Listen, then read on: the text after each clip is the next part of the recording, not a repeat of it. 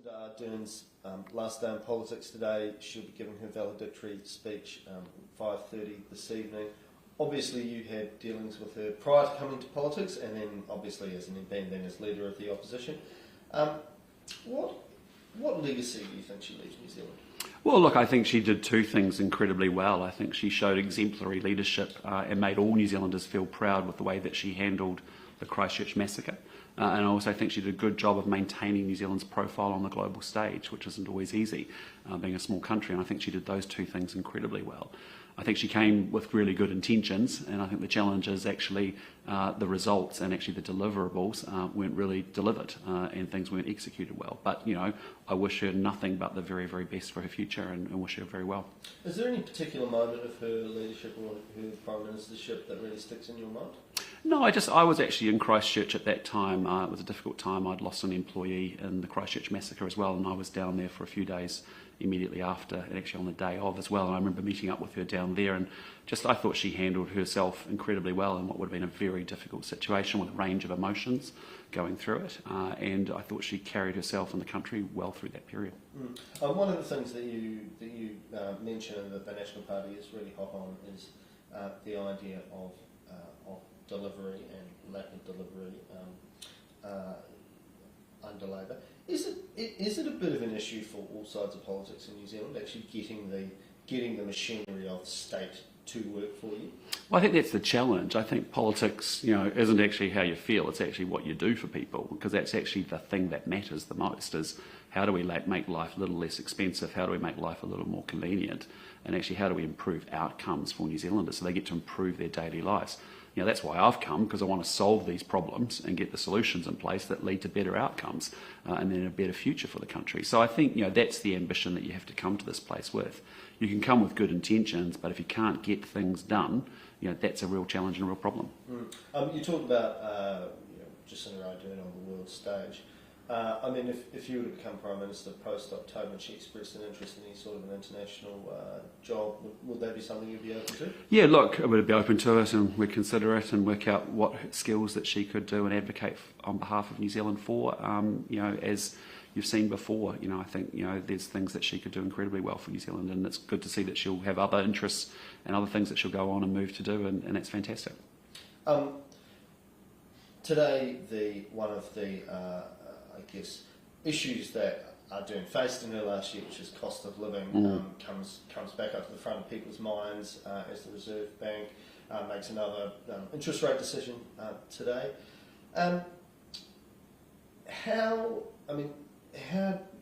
What's your sense of where inflation is at and how it's being managed at the moment? Yeah, look, I think the first thing to acknowledge is today is another really tough day for New Zealanders, and it's going to cause a lot of pain and suffering. And when you think about a $400,000 mortgage now being an extra $300 a week after tax that families have to find, that's incredibly difficult.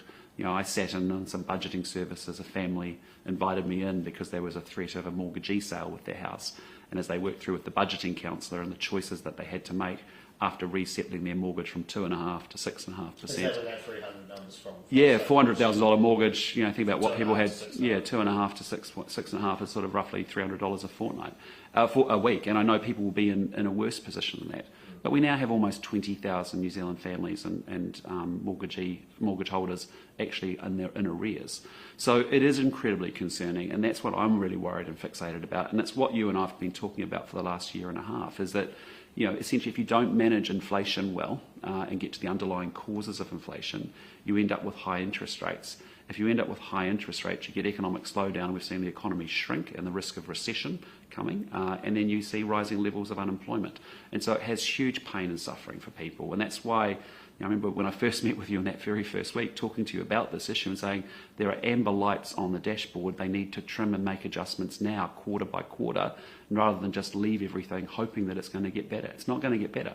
You know, we've just seen an example across the ditch in Australia. The Australians actually got to peak inflation later than New Zealand, and they ended up retreating quicker, and as a result yesterday their Reserve Bank didn't have to lift their interest rates. What do you put that down to? Well, I put that down to a government that actually was the second biggest in fiscal spending and stimulus. and you think about it, we spend $1 billion extra each and every week in New Zealand now, and we get nothing and no improved outcomes for it. On the other hand, you also then restricted the economy and immigration, and then thirdly, you had a Reserve Bank that actually was the fourth biggest printing of money proportionately in the world as well. So we had these 2 feet on the accelerator full out with fiscal government spending from Grant Robertson, who's addicted to spending. We had Adrian Orr and the Reserve Bank printing a lot of money, and we had the economy constrained with no immigration, with our immigration settings pulled back, and it popped and blew a lot of domestic inflation into our economy. Okay, and so now you've got this perverse situation where the government's still spending like nothing before, and the Reserve Bank's hitting the brakes by trying to take interest rates up, and it's painful. So you want to be Prime Minister in 6 months. What are the basic...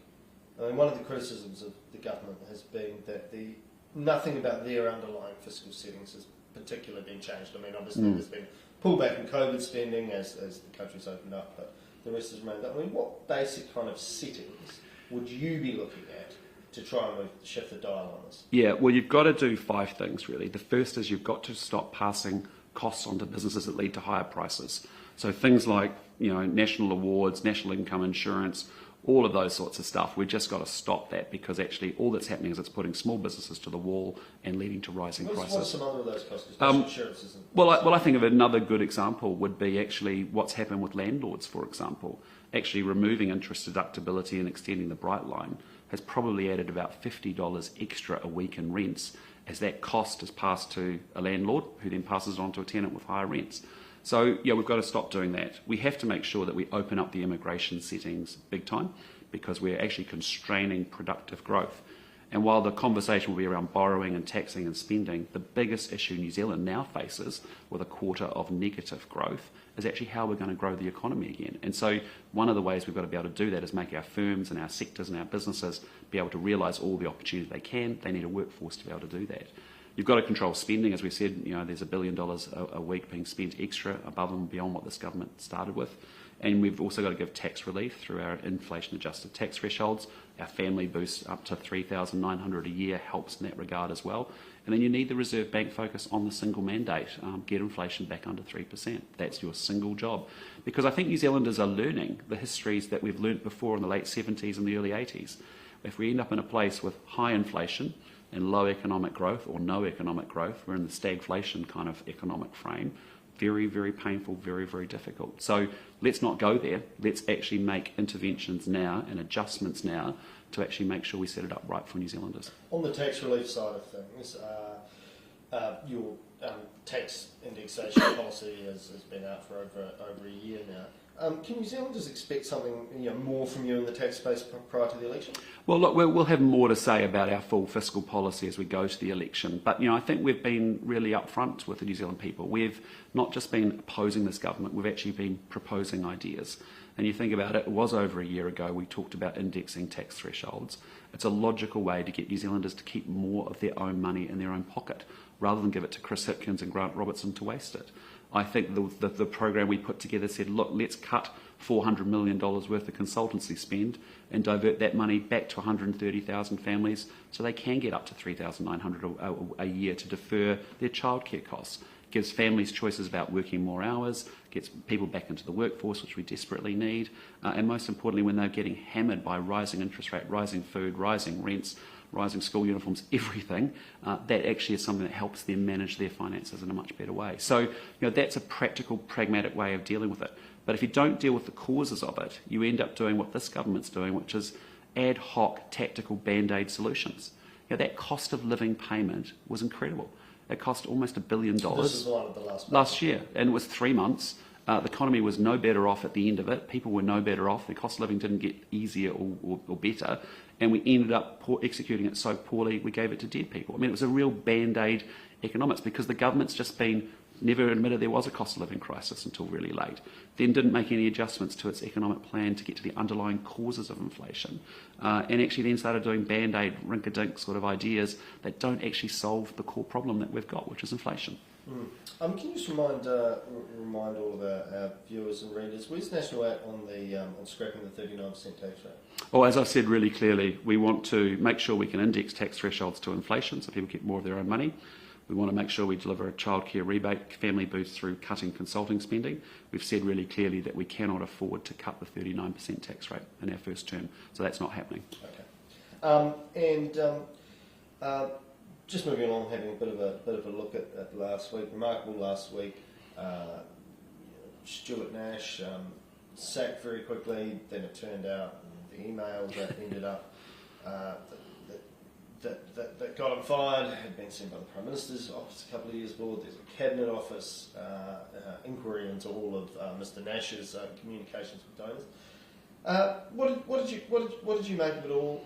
Is enough being investigated? What did you? Well, I mean, firstly, congratulations to you for bringing that story to life. That was excellent, a good example of what the media should be doing. But I just sit back, I was thinking about it last night and just saying, this is a Labor government where every single week I've been discussing Labor personnel issues. We started with Rob Campbell and Ruth Dyson and Steve Mahara and now Stuart Nash and Marama Davison and Kerry Allen, and then we've got an endless nexus of deeply embedded lobbyists within the Labor Party and within this Labor government. So, those are the issues that I look at, and I go, the sad thing is, none of that it's a massive distraction for this government, and we're not actually dealing with the problems that New Zealand is facing well enough, and that's the real issue here. You've got a government that's entitled, it's arrogant, it's increasingly focusing on its own internal issues, and we're not focused on the New Zealand people. And I don't think that we're doing them a good service. On the Nash case, my view was very clearly not personal, just a principled decision, which is that Chris Hipkins gave him 3 goes, got rid of him on the 4th go. And the reality was, he breached the cabinet manual. It was a serious, egregious breach that we haven't seen like that here in New Zealand. And you have to stand up for those absolute principles big time, because we are the second most transparent country in the world, with Finland, I think, tied with us. And the reality is we want to maintain that. But you need to have cabinet minister integrity, read the cabinet manual, understand it, internalise it, hold the position 24/7. You need former cabinet ministers respecting the public service code of conduct and political neutrality. And you need to make sure this nexus of people who are both staffers and lobbyists and political commentators, and all that nexus that comes together, which is unique and at a level we haven't seen before in New Zealand, all of those 3 things add up to say it's a government focused on the wrong stuff. It's just entitled. The rules don't apply to us, or we don't understand the rules. Chris Hipkins says follow the rules and no one does it. So it's a really, just as zooming out, that's a real frustration, because this country is in a really serious place. The economy needs sorting. Law and order is a challenge. Health's a problem. Education's a problem. All these issues, building an infrastructure. We've got to talk about that stuff and focus on that, because that's what we want to do to take us forward and have a good future for New Zealand. And instead, we end up doing all this rubbish because this is a Prime Minister who's not managing his team or setting the tone right and holding people to account on standards. And if Stuart Nash wanted to leave Parliament in a couple of weeks, not triggering a by-election, would the National, I think there's 75% of support in the House, would the National Party support that? Look, I mean, the issue on that, the by-election conversation, was it was the tail wagging the dog, because the real issue was the principle at play about such a serious, egregious, unseen breach before, right? And the consequence would have been, potentially, if he'd gone that night, a by-election for sure. I think the reality of it for us is that it wouldn't be something that we would do, because if you think about it, we're sort of 6 months out from an election. Probably take us 3 months to get a ratified new candidate in Napier, and then you're actually 3 months out from starting the national campaign anyway. And I just think that would be really unfair to the people of Napier. So if he wanted to go, requires national support in the House, you would support we'd look at that as he signalled this week. He's now planning to retire at the election. I just think that Napier doesn't have a great representative, and I think that's a shame for a region that's doing it incredibly tough and needs a massive focus on cyclone recovery. And I know we've got a hard-working candidate there in Katie Nimmin, and she'll be great and doing an awesome job, and I hope genuinely she demonstrates well to the people of Napier why she'll be such a great MP in the future. And finally, just stepping out into huge international news this morning, Donald Trump has been prosecuted in New York. Is this a desirable thing? Look, I mean, what it is a massive distraction for American politics. I talked about the massive distraction we've got in New Zealand politics with all the Labor government personnel issues and challenges. But it's a total distraction, And again, the world's got some serious issues to sort through, and it sucks all the media oxygen into Donald Trump, rather than the issues that the world needs to be solving and working through as well. But I mean, I guess for I mean, the thing that is remarkable about it in the US, I saw some comments saying, well, if his name was anything other, we would prosecute him. However, the US has gone through, obviously, quite a period of turmoil, quite a contested election. Wouldn't it have been better to let him go quietly into the night? Look, I'm not going to get into US domestic politics. What I'm focused on is New Zealand and making sure that we have a great future going forward in this country. You know, I feel more convinced 2 years into this job that we have an endless potential and a great future ahead of us. But I am really sober-minded about the challenges and clear-eyed about them that I see in front of us. And we have a country that's at risk of becoming broken, and we need to make sure we make powerful interventions on the economy, law and order, health, education, building and housing. And what does Christopher Luxon do over Easter? Well, actually, I'm actually working, and so I'll be at different events through Easter time. I'm hoping I might get a day off and be able to catch up with my wife and family would be great. So, but otherwise, I've got a number of events over the weekend. Christopher Luxon, thank you so much for joining us this morning. Appreciate it. Good to be with you.